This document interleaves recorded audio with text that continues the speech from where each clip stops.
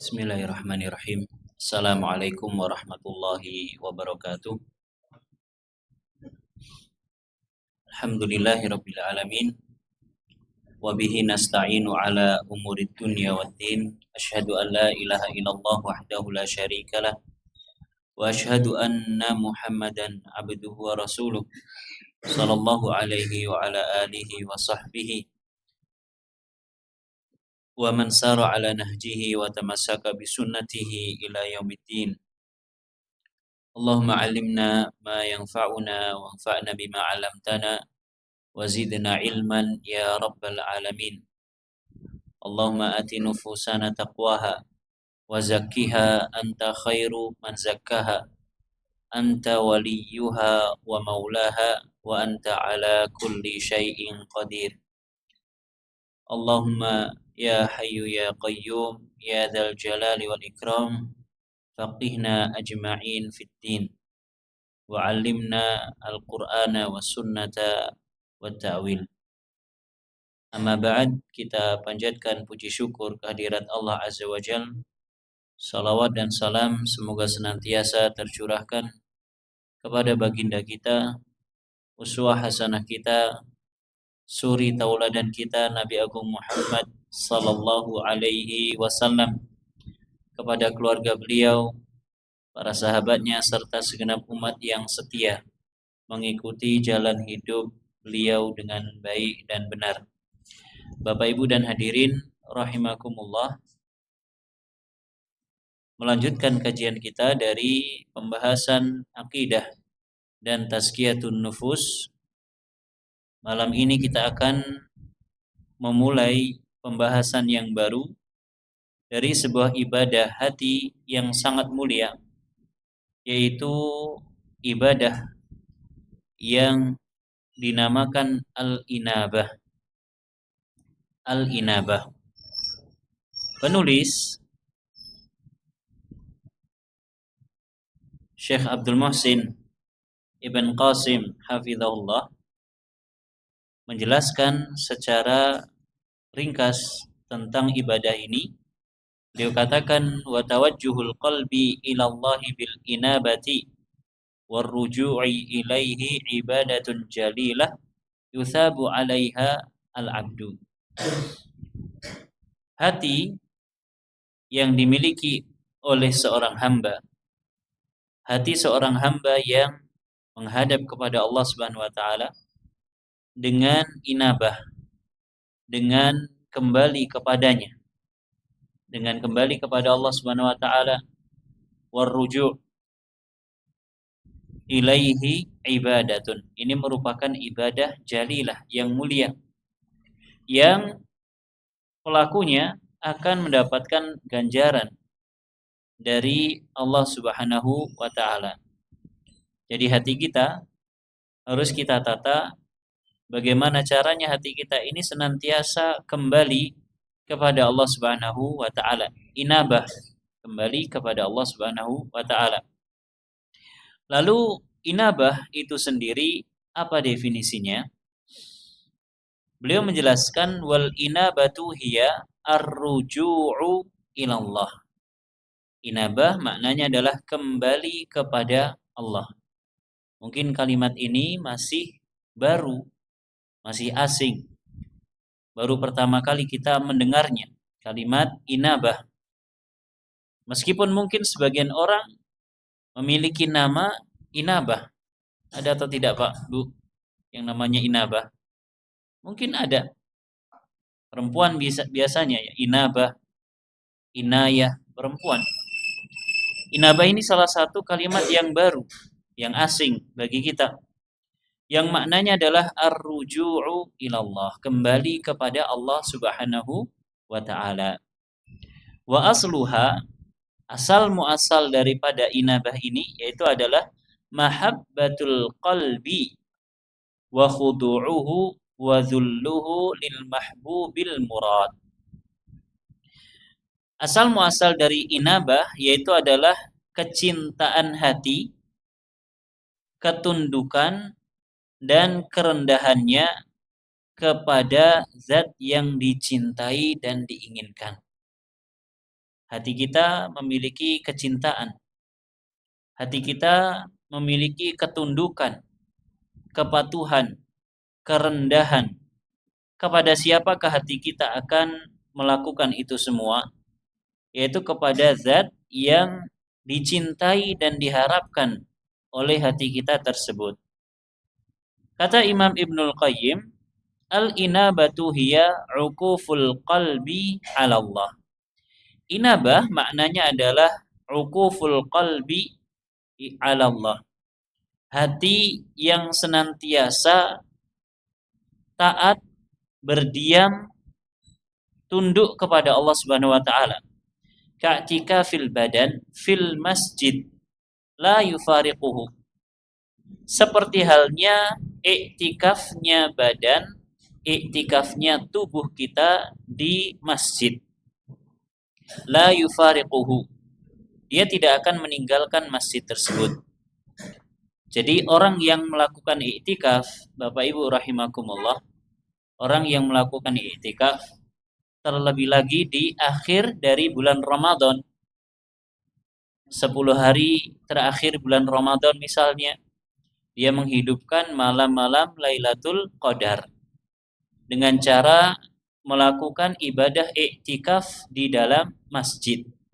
Maka orang yang melakukan iktikaf pada asalnya dia tidak diperbolehkan keluar dari masjid yang dia gunakan untuk iktikaf tersebut, kecuali dalam kondisi darurat atau hajat yang sangat. Kecuali dalam kondisi darurat atau hajat yang sangat. Maka orang yang beriktikaf, dia pada asalnya senantiasa di masjid yang dia gunakan untuk iktikaf. Tidak berpindah-pindah, tidak keluar dari masjid tersebut. Nah, Imam Ibnul Qayyim, beliau menjelaskan, inabah itu seperti orang yang iktikaf. Hati orang yang inabah kepada Allah, kembali kepada Allah, dia seakan-akan selalu tunduk, selalu menghadap kepada Allah Subhanahu wa taala dan tidak pernah lepas dari kondisi tersebut. Seperti halnya orang yang iktikaf. Dia tidak akan lepas dari kondisi iktikafnya. Dia akan senantiasa melazimi masjid yang digunakan untuk iktikaf. Wa haqiqatu dzalik, dan hakikat hal tersebut uquful qalbi ala mahabbatihi wa dzikrihi bil jalali wat ta'zim. Hakikat daripada inabah yaitu adalah hati senantiasa merasa tenang, diam, tidak berpindah-pindah, tidak goncang, untuk senantiasa cinta kepada Allah Subhanahu wa taala, berzikir, mengingat Allah Subhanahu wa taala dengan al-ijlal, dengan pengagungan kepada Allah, wa ta'zim, dan juga pengagungan.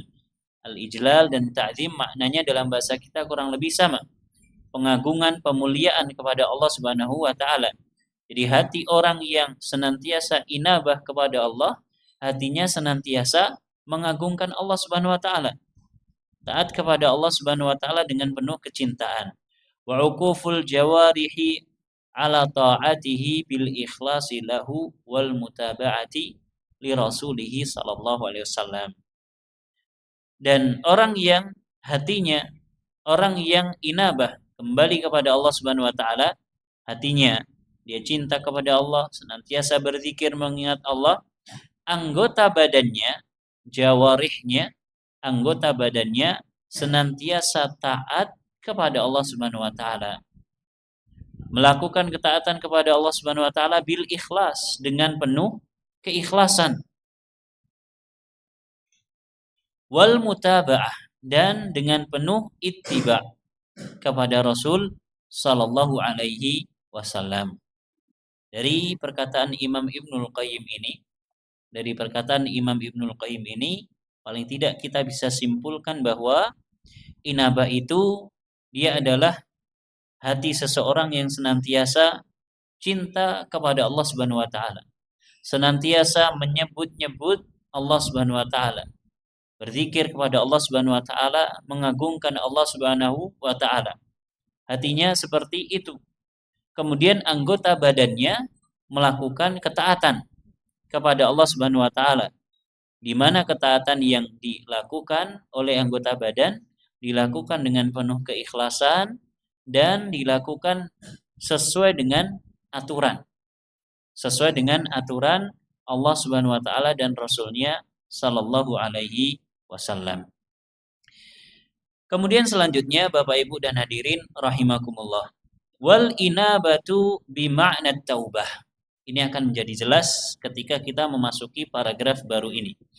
Inabah maknanya kurang lebih sama seperti taubat. Inabah maknanya kurang lebih hampir sama seperti taubat. Yang membedakan walakinnaha a'la minat taubah. Yang membedakan adalah yang namanya inabah ini levelnya, kedudukannya lebih tinggi dibandingkan taubat. Li'anna taubata iqla'.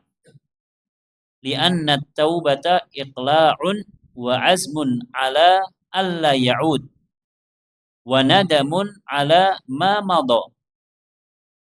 Taubat, hakikat taubat yaitu adalah iqla', melepaskan diri.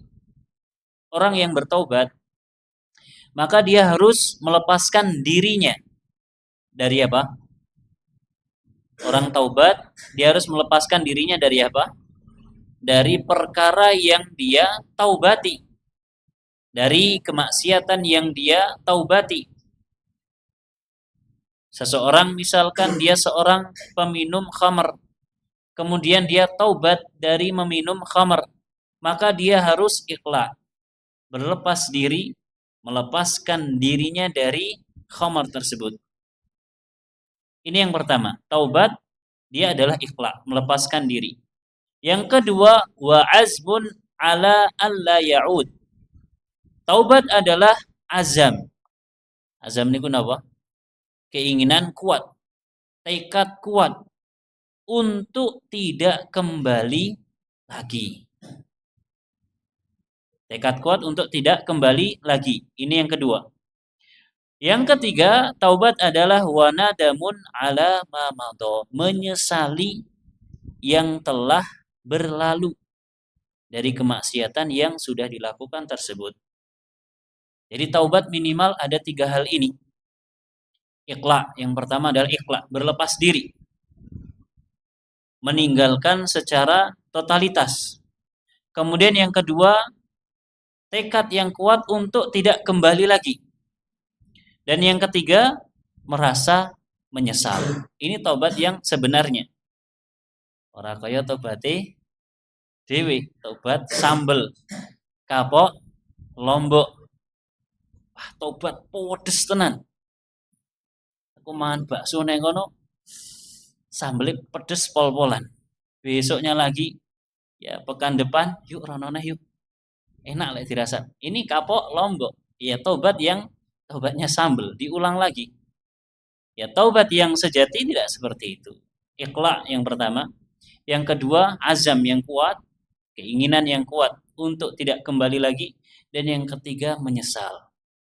Meskipun Bapak Ibu rahimakumullah, seseorang mungkin dia terkalahkan oleh hawa nafsunya. Dia terkalahkan oleh bisikan, rayuan setan. Kemudian terjatuh lagi kepada kemaksiatan yang sama. Meskipun mungkin terjadi seperti itu. Mungkin apa mboten? Mungkin. Mungkin. Ketika dia bertaubat lagi, Allah akan ampuni. Allah akan ampuni. Taubat lagi, dia melepaskan diri, berusaha untuk tidak kembali lagi. Kemudian dia berazam, bertekad, kemudian dia menyesal. Setelah beberapa waktu kembali lagi, taubat lagi. Terus bagaimana ini mempermainkan Allah Subhanahu wa taala? Tidak. Maknanya di dalam hatinya terdapat keimanan. Namun hendaknya dia berhenti dengan totalitas, benar-benar berhenti dari apa yang dia taubati tadi. Ini taubat. tiga hal terkumpul pada taubat. Fa in istamarra ala ma huwa alaihi min ibadatihi fahuwa taib. Lalu jika dia bisa komitmen, dia bisa konsisten dalam menjalankan ibadah-ibadah yang ada di dalam agama Islam. Setelah dia bertaubat, kemudian dia berusaha untuk konsisten. Komitmen dengan taubatnya, kemudian berusaha untuk konsisten. Maka dia adalah seorang taib, orang yang betul-betul bertaubat. Makanya tadi kita katakan, mungkin seseorang terjatuh lagi dalam dosa yang sama, kemudian berusaha berlepas lagi, kemudian berusaha untuk bertekad nggak balik lagi, menyesali, berusaha untuk istiqomah lagi, kepleset lagi, jatuh lagi. Kalau dia terus berusaha untuk komitmen, konsisten di atas ibadah, maka dia adalah seorang yang bertaubat dengan sebenarnya. Fa idza aqbala 'ala ta'ati ba'da taubati. Lalu kalau dia ternyata setelah komitmen tersebut dia berusaha untuk menambah ibadah-ibadah yang lain seperti membaca Al-Qur'an, seperti sedekah, fahadhi inabatun ilallah. Maka ini yang disebut dengan inabah. Maknanya apa? Inabah ini tingkatannya lebih tinggi daripada taubat. Orang yang bertaubat masih ada kemungkinan untuk kembali lagi. Tapi kalau dia sudah berusaha untuk istiqomah, dia sudah berusaha untuk tidak kembali lagi kepada kemaksiatan, kemudian justru dia tambahkan dengan amal-amal soleh yang lain, maka ini disebut dengan inabah. Faman taba minas sariqah masalan kana taiban. Contoh yang disebutkan penulis, orang yang bertaubat dari mencuri. Mencuri ini dosa napa mboten, Pak? Dosa. Apa saja yang dicuri maka berdosa. Orang yang bertaubat dari pencurian. Fa idza aqbala ba'da taubati 'ala ta'at. Kemudian kalau dia setelah taubat dari maksiat berupa pencurian tersebut, dia menambah dengan ketaatan-ketaatan yang lain, kal istighfar, seperti istighfar, wa dzikr dan zikir, wa nahwihima dan selainnya, kana muniban. Maka orang semacam ini adalah orang yang inabah, orang yang melakukan inabah. Fal inabatu tadullu ala taubah. Maka inabah ini menunjukkan adanya taubat, wa tadullu ala al-iqbali ala Allah bil ibadat, dan menunjukkan adanya keinginan dari hamba tersebut untuk melakukan ibadah, penghambaan diri kepada Allah Subhanahu wa taala setelah taubat tersebut. Orang yang mencuri misalkan, ya setelah dia mencuri, dikembalikan nggak barang curiannya? Dikembalikan nggak? Taubat, tadi kita sebutkan ada 3 unsur. Napa mawon? Iqla, berusaha untuk melepaskan diri dari maksiat tersebut. Kemudian yang kedua, bertekad untuk tidak mengulangi, dan yang ketiga, menyesal. Ini kalau kaitan maksiatnya, dosanya dengan Allah Subhanahu wa taala. Tapi kalau kaitan dosanya, kaitan maksiatnya itu kepada manusia, kepada orang lain, yang maknanya ada orang yang terzolimi disebabkan kemaksiatan yang dia lakukan, maka dia harus mengembalikan hak orang yang terzolimi tersebut. Contohnya pencurian. Pencurian adalah maksiat, adalah dosa. Kalau orang mencuri kemudian dia taubat, dia berusaha untuk meninggalkan pencurian. Dia menyesal, dia bertekad untuk tidak mencuri lagi, dan satu lagi yang tersisa. Apa? Balikkan barangnya. Balikkan barangnya. Jangan seseorang mencuri, merampok, kemudian tobat, wis. Aku saiki tobat, pakai peci ke masjid terus. Lah dulu yang barang-barang kamu curi itu balikin. Ya, balikin. Kayak wis tobat, kayak wis ora begal meneh.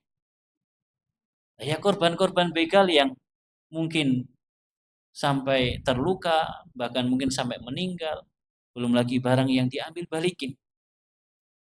Kenapa? Ini kaitannya dengan hak anak manusia, hak manusia, hak orang lain harus dikembalikan.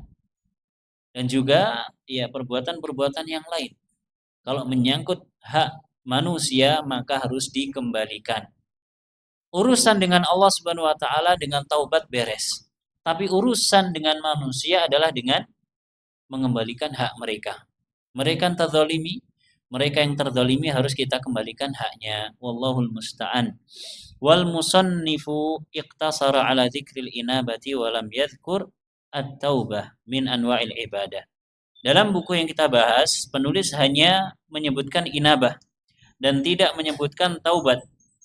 Kenapa? Li'anna suratal ibadah bin nisbati lil inabah awdah min suratiha bin nisbati ila taubah. Karena gambaran nyata terkait dengan taubat dengan inabah, menurut penulis lebih jelas gambaran tentang inabah. Yang kita kenal di masyarakat kita, taubat, istilahnya adalah taubat. Padahal mungkin itu hakikatnya adalah inabah. Contohnya tadi ada orang yang dulunya preman, naudzubillah, begal, pencopet, perampok, kemudian dia taubat. Setelah punya cucu misalkan terus taubat. Kemudian rajin ke masjid, bersih-bersih masjid, sholat 5 waktu di masjid, daftar jadi muadzin. Bahkan kalau imamnya nggak ada ngimami. Kemudian kita simpulkan, oh, Masya Allah, Pak Kai saiki wis taubat. Padahal hakikatnya dia tidak hanya bertaubat saja.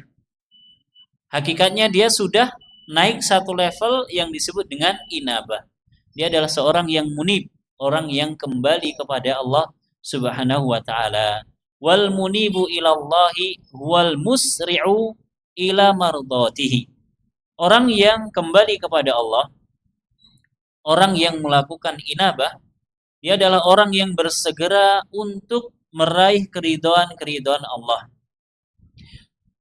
Wal aidu ilallahi fi kulli waqtin. Al aidu ilallahi fi kulli waqtin.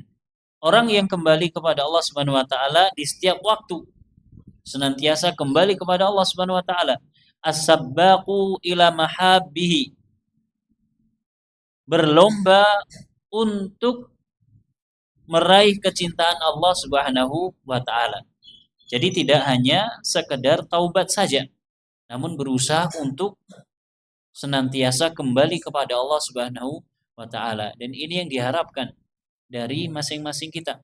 Tidak hanya sekedar taubat saja, namun bagaimana kita berusaha untuk istiqamah di atas taubat. Kemudian kita isi taubat-taubat tersebut dengan ketaatan kepada Allah Subhanahu wa taala, dengan ibadah kepada Allah Subhanahu wa taala. Sehingga kita naik satu level. Mengerjakan ibadah yang disebut dengan inabah. Imam Ibnul Qayyim mengatakan inabatu auliyaihi inabatun li ilahiyatihi inabata ubudiyatin wa mahabbah. Inabah kembali kepada Allah yang dilakukan oleh para wali Allah Subhanahu wa taala, itu adalah kembalinya mereka li ilahiyatihi, kepada penghambaan diri kepada Allah Subhanahu wa taala. Para wali Allah Subhanahu wa taala, apa maksudnya wali Allah Subhanahu wa taala?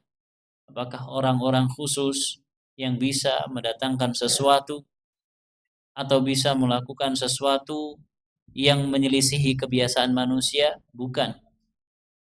Seperti yang sering kita sampaikan, wali Allah itu bukan orang-orang yang hanya semacam itu, bukan. Justru boleh jadi mereka bukanlah wali Allah yang sejati. Orang yang bisa terbang, orang yang bisa setiap Jumat sholatnya di Masjidil Haram. Kemudian masyarakat sekitar mengatakan itu wali. Loh kok bisa wali? Karena nggak pernah Jumatan di masjid. Nah, terus Jumatannya di mana? Di Masjidil Haram.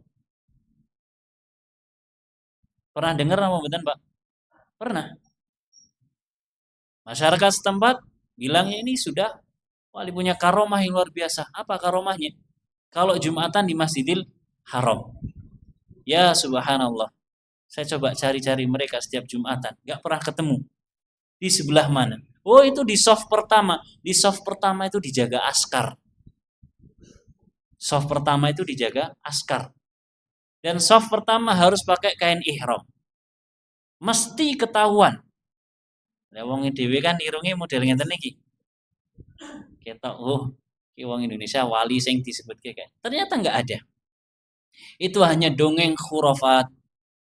Itu hanya dongeng khurafat. Yang ada Bapak Ibu rahimakumullah, banyak di antara orang-orang kita. Dan ini saya sebutkan sebagai cerita saja, kasihan mereka. Yang ketika di tanah air dielu-elukan, dipuji-puji, ketika Jumatan nggak di masjid. Nah, terus di mana? Di emperan. Di jalan-jalan, di trotoar. Kenapa? Karena telat masuk ke masjid. Loh kok nggak berangkat lebih awal? AC-nya dingin nggak kuat. Kemudian pulang jadi wali. Dalam artian wali yang dianggap memiliki kekuatan tertentu atau memiliki hal-hal yang khusus untuk dirinya, karamah. Maka wali Allah tidak semacam itu. Wali Allah syaratnya hanya dua. Sering kita sampaikan, napa Pak Bu? Iman dan takwa. Iman dan takwa. Ini syarat jadi wali Allah. Inna awliya Allahi la khawfun alaihim wa lahum yahzanun alladzina amanu wa kanu yattaqun. Sesungguhnya para wali Allah, mereka tidak pernah sedih hati terhadap perkara yang telah berlalu dan mereka tidak pernah khawatir terhadap perkara yang akan datang. Siapa mereka? Alladzina amanu. Mereka adalah orang-orang yang beriman. Wa kanu yattaqun, dan bertakwa. Rukun iman jumlahnya ada 6. Rukun iman jumlahnya ada 6. Coba kita pelajari 6 rukun iman ini. Mungkin dari usia kita sekarang sampai kita meninggal nanti gak selesai-selesai. Kita masih membahas tentang rukun iman yang pertama, tentang Allah Subhanahu wa taala. Gak selesai-selesai. Belum tentang malaikat, belum tentang para nabi dan rasul, kitab-kitab Allah, hari kiamat, perjalanan manusia di hari kiamat, kemudian masalah takdir. Ini masih mempelajarinya, belum mengamalkannya. Syaratnya hanya 2, iman dan takwa. Kemudian takwa itu sendiri, definisi singkatnya apa? Mengerjakan perintah, meninggalkan larangan. Perintah Allah banyak. Yang sudah bisa kita lakukan hanya sedikit saja. Larangan Allah banyak. Yang sudah bisa kita tinggalkan baru sedikit. Sisanya larangan Allah kita terjang. Giliran perintah kita banyak tinggalkan. Padahal syaratnya cuma 2 saja untuk jadi wali Allah Subhanahu wa taala.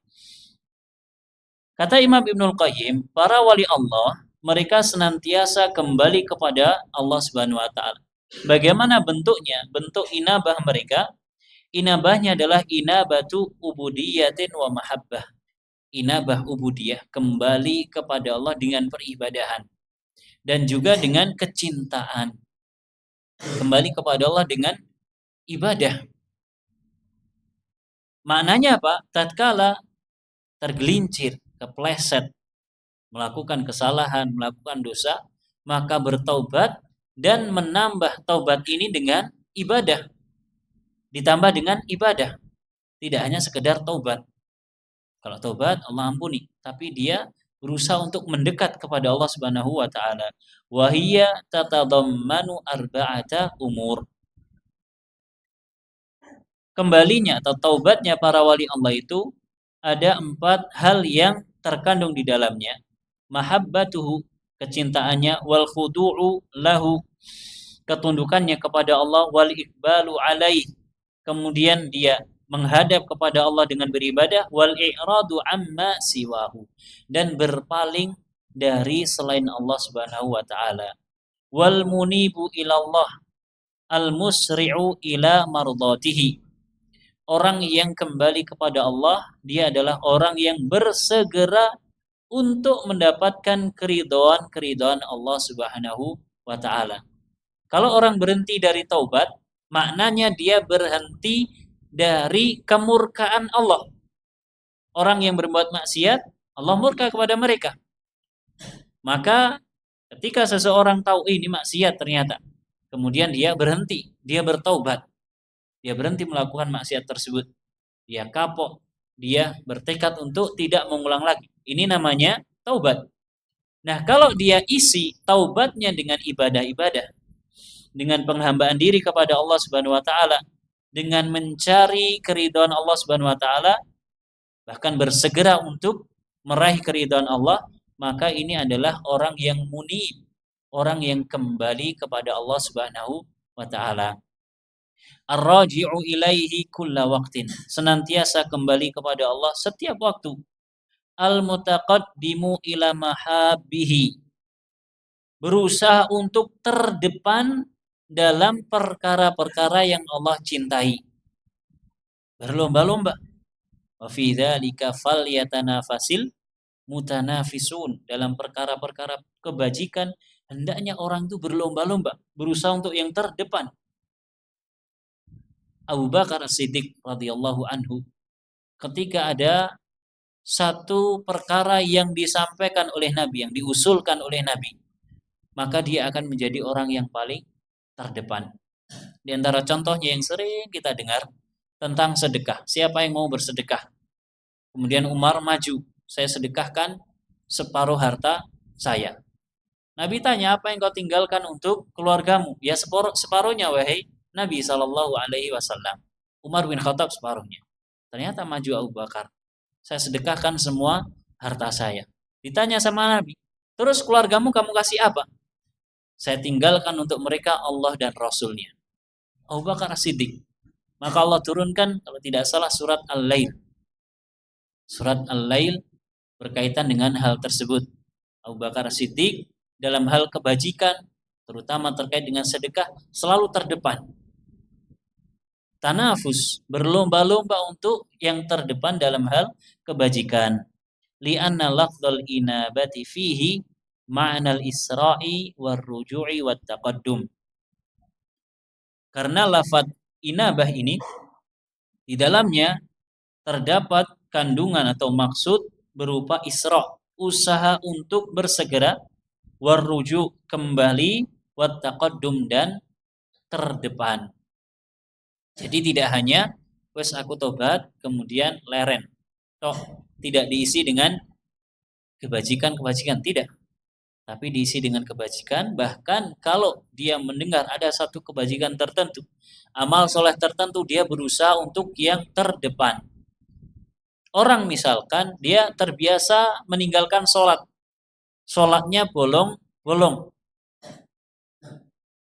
sehari berapa kali sholatnya? Jawab maghrib karo zuhur. Zuhur kerja, kalau teman-temannya sholat dia nggak sholat, nggak enak.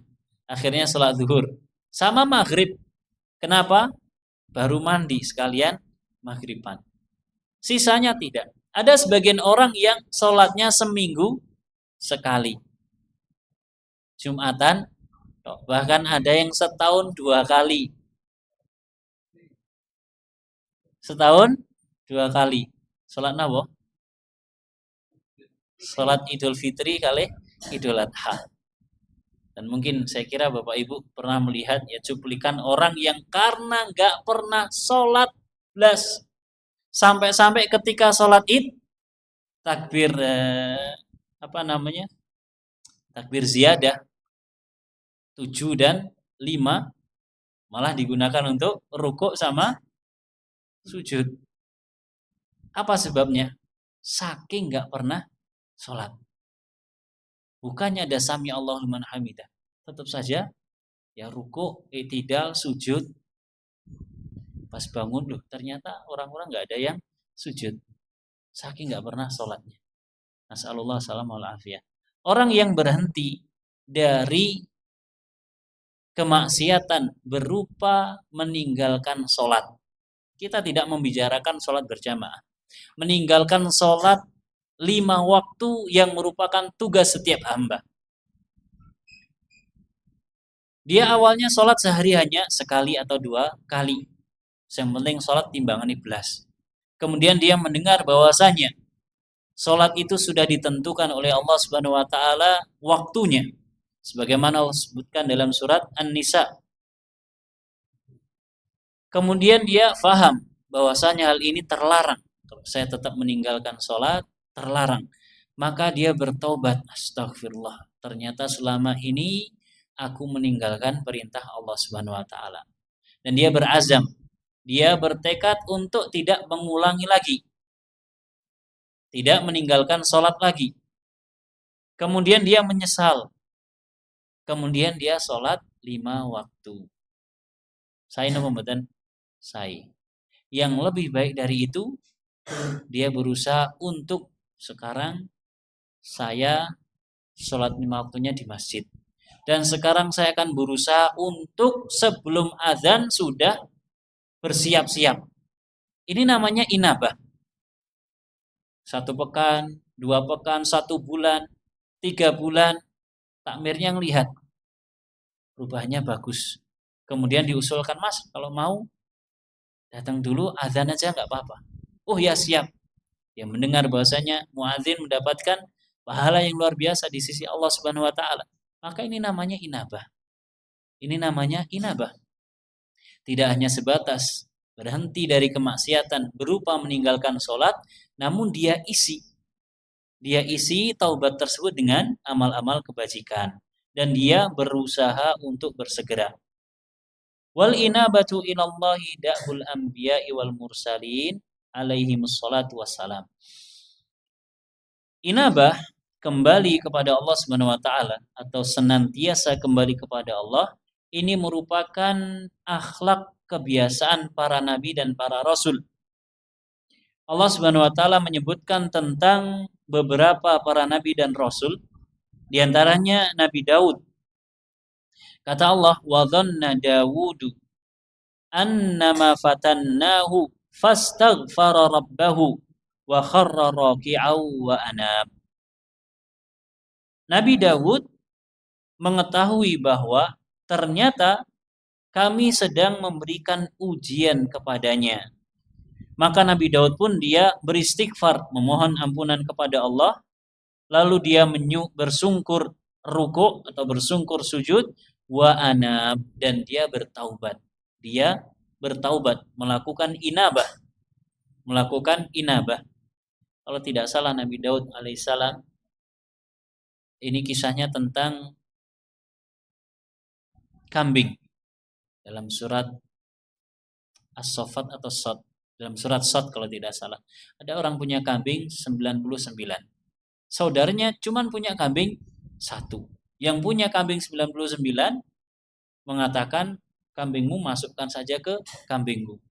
Kemudian terjadi persengketaan dan dia maju untuk meminta di penghakiman kepada Nabi Daud alaihissalam. Ternyata itu adalah salah satu ujian dari Allah Subhanahu wa taala. Dan masih ada beberapa yang lainnya, Nabi Daud alaihissalam. Kemudian Allah berfirman tentang Nabi Sulaiman. Nabi Sulaiman apanya Nabi Daud? Anaknya. Nabi Sulaiman putranya Nabi Daud alaihissalam. Kata Allah, wa laqad fatanna Sulaimana wa alqaina ala kursiyyihi jasadan thumma anab. Dan kami benar-benar telah menguji Nabi Sulaiman dan kami jadikan dia lemah di atas kursinya, seakan-akan dia hanya jasad saja. Kemudian dia bertaubat, kemudian dia melakukan inabah. Nabi Sulaiman alaihissalam diberikan segala kerajaan yang diinginkan olehnya.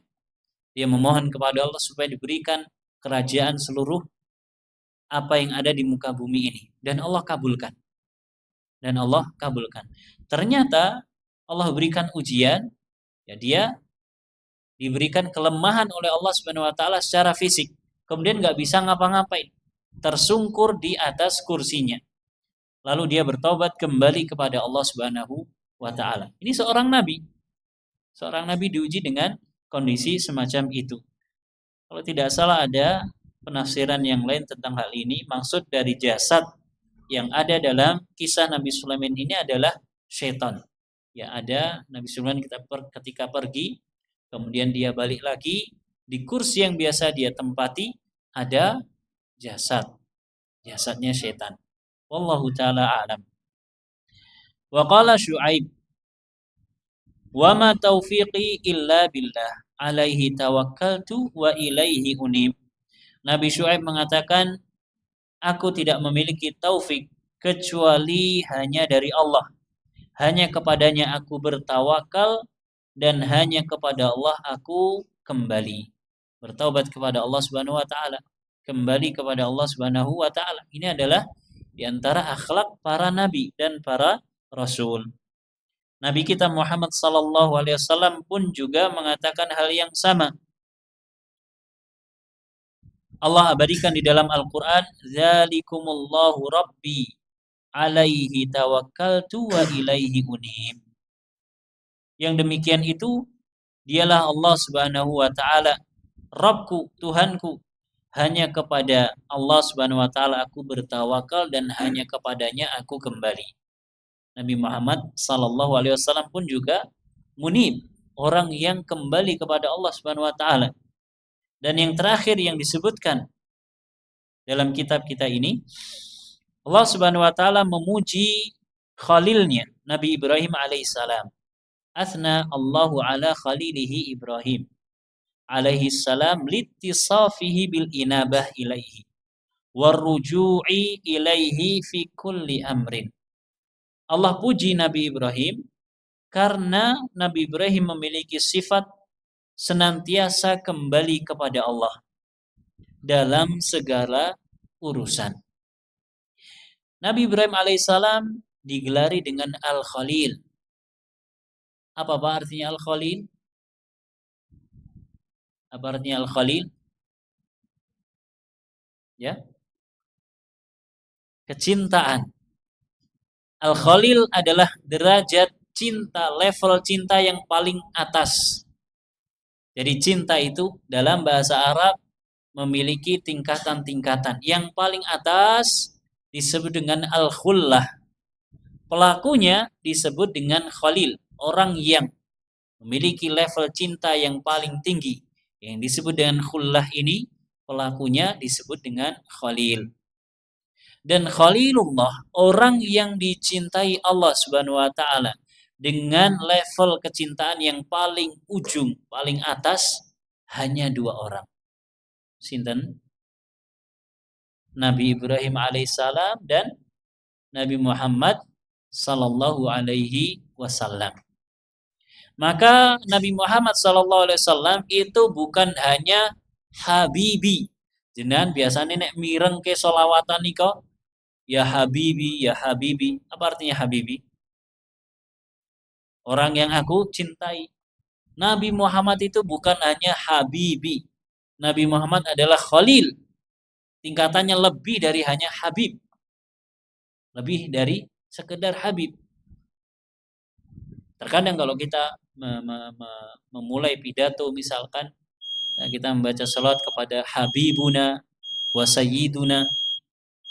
Habibuna maksudnya adalah orang yang kita cintai, atau Habibullah orang yang Allah cintai, yaitu Nabi Muhammad SAW. Maka ini kurang. Karena Nabi itu tidak hanya Habibullah. Nabi bahkan merupakan Khalilullah. Khalilnya Allah. Orang yang paling dicintai oleh Allah Subhanahu wa taala, dan hanya ada 2 orang saja, Nabi Muhammad SAW dan Nabi Ibrahim alaihissalam. Nah terus kita gimana?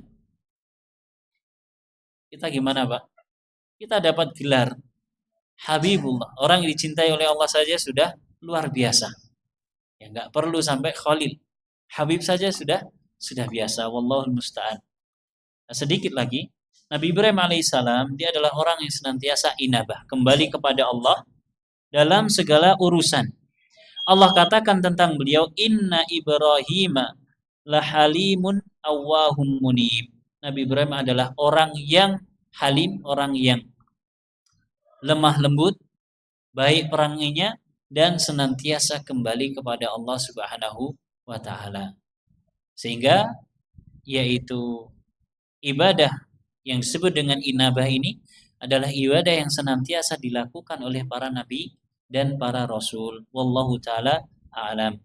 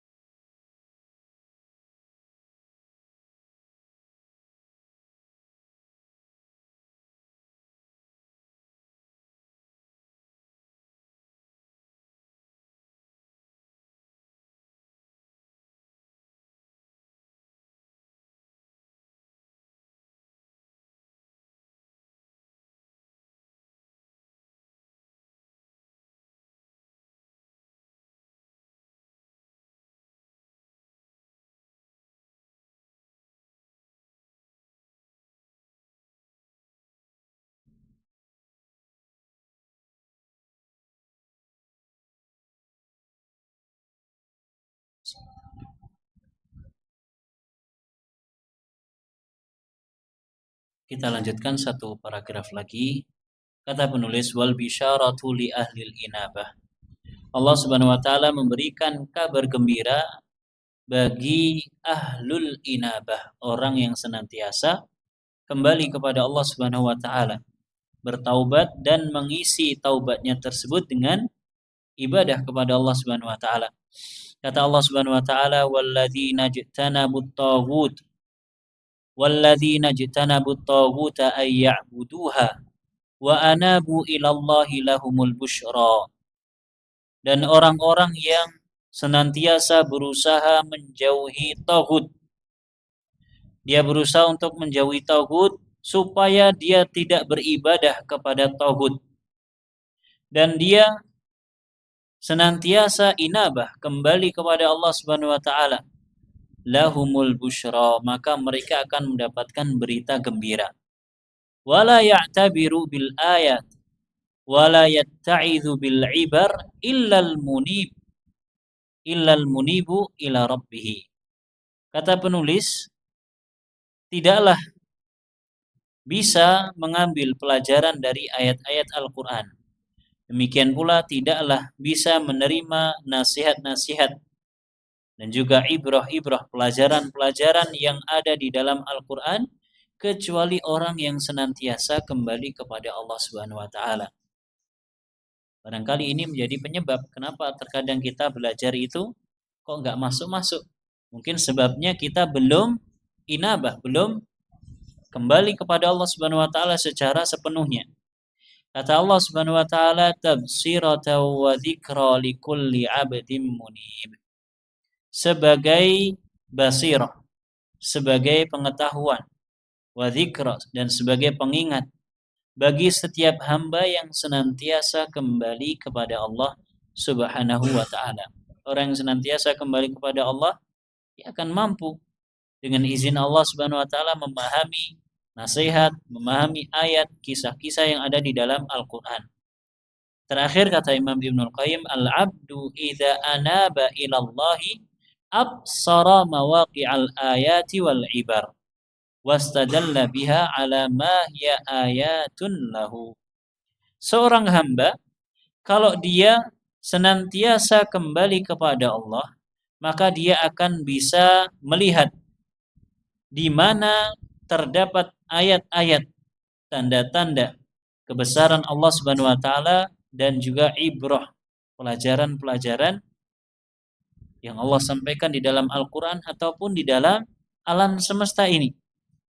Fastadalla biha, sehingga dia bisa menjadikan tanda-tanda kebesaran Allah ataupun ayat-ayat Al-Qur'an ala ma hiya ayatun lahu, terhadap ayat-ayat, terhadap tanda-tanda yang menunjukkan keagungan Allah Subhanahu wa taala. Orang yang senantiasa inabah, Allah akan bukakan pintu ilmu kepadanya. Ketika membaca Al-Qur'an, Allah berikan pemahaman. Ketika dia keluar mentadaburi alam semesta, kenapa gunung diciptakan tinggi, kenapa laut itu diciptakan rendah, dan seterusnya, dia akan bisa mengambil pelajaran. Ini orang yang senantiasa inabah, senantiasa kembali kepada Allah Subhanahu wa taala. Wallahu taala a'lamu bissawab. Masih ada beberapa pembahasan lagi tentang inabah ini. Mudah-mudahan yang disampaikan bermanfaat. Wallahu taala a'lam. Bapak Ibu dan hadirin rahimakumullah. Ini yang bisa disampaikan. Kita akhiri dengan membaca doa kafaratul majlis. Subhanakallahumma wa bihamdika asyhadu an la ilaha illa anta astaghfiruka wa atubu ilaik.